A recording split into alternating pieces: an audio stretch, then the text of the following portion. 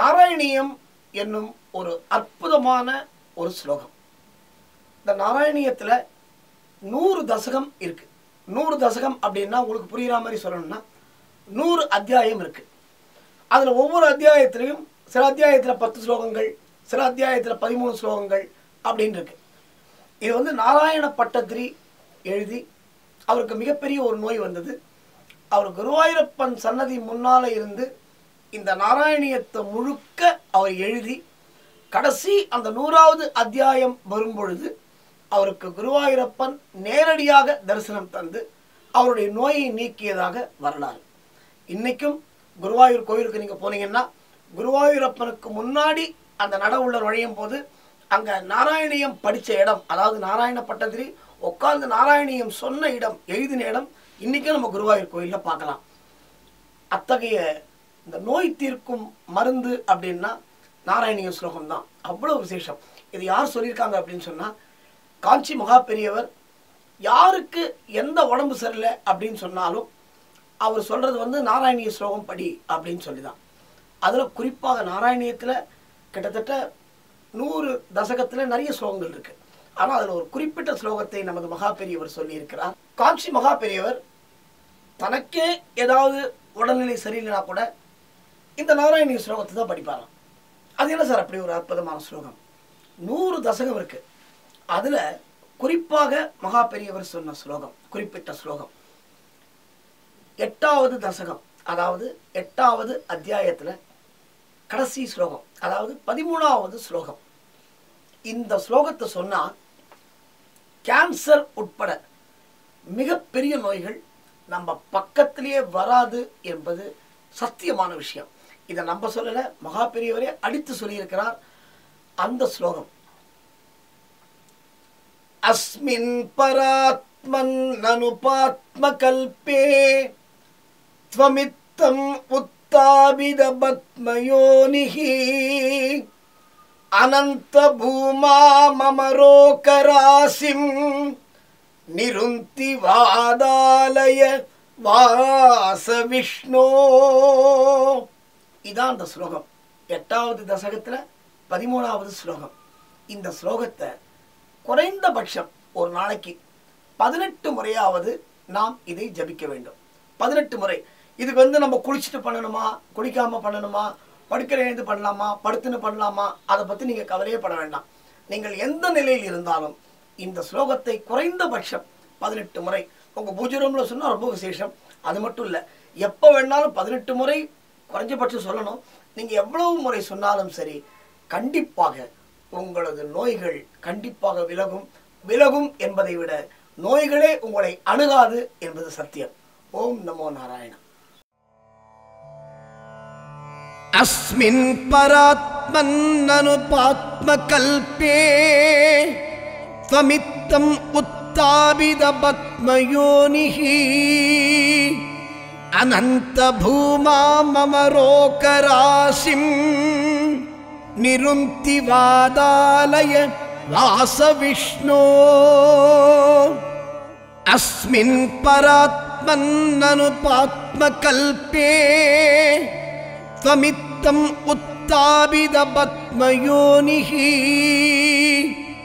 அனந்த பூமா மமரோகராசிம் நிருந்தி வாதாலய வாச விஷ்ணோ.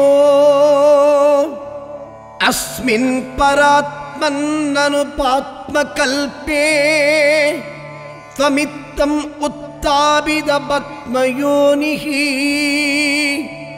அனந்த பூமா மமரோகராசிம் நிருந்தி வாதாலய வாச விஷ்ணோ.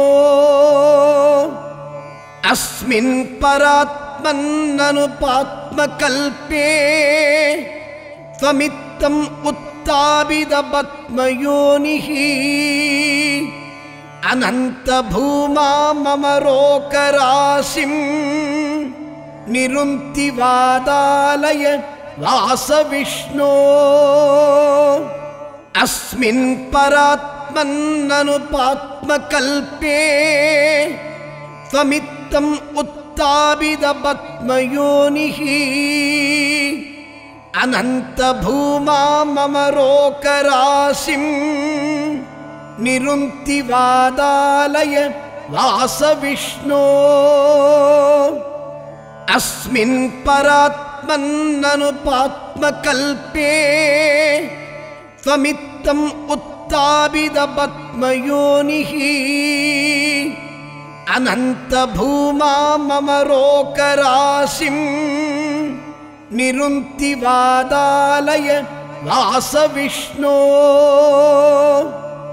अस्मिन् परात्मन्ननुपात्मकल्पे त्वमित्तम् उत्तापितपद्मयोनिः अनंत भूमा ममरोकराशिं निरुन्ति वादालय वास विष्णो अस्मिन् परात्मन्ननुपात्मकल्पे त्वमित्तम् उत्तापितपद्मयोनिः अनंत भूमा ममरोकराशिं निरुन्ति वादालय वास विष्णो अस्मिन् परात्मन्ननुपात्मकल्पे त्वमित्तम् उत्तापितपद्मयोनिः अनंत भूमा ममरोकराशिं निरुन्ति वादालय वास विष्णो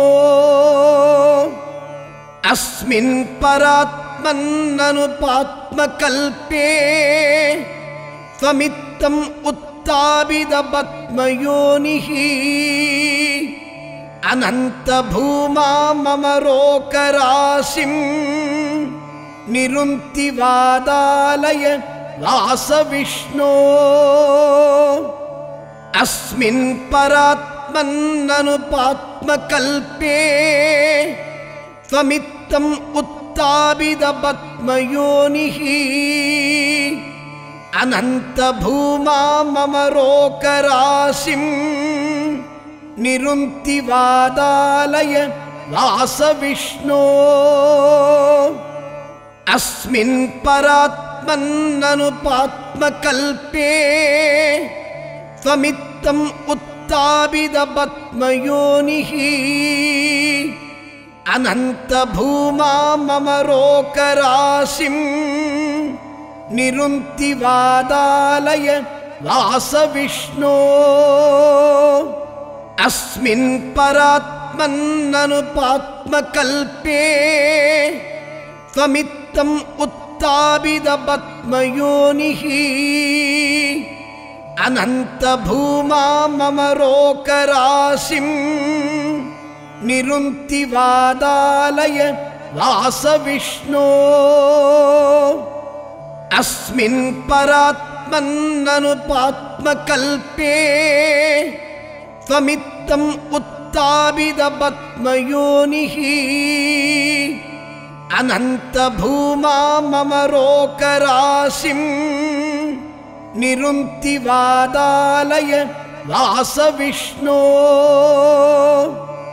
अस्मिन् परात्मन्ननुपात्मकल्पे त्वमित्तम् उत्तापितपद्मयोनिः अनंत भूमा ममरोकराशिं निरुन्ति वादालय वास विष्णो अस्मिन् परात्मन्ननुपात्मकल्पे त्वमित्तम् उत्तापितपद्मयोनिः अनंत भूमा ममरोकराशिं निरुन्ति वादालय वास विष्णो अस्मिन् परात्मन्ननुपात्मकल्पे त्वमित्तम् उत्तापितपद्मयोनिः अनंत भूमा ममरोकराशिं निरुन्ति वादालय वास विष्णो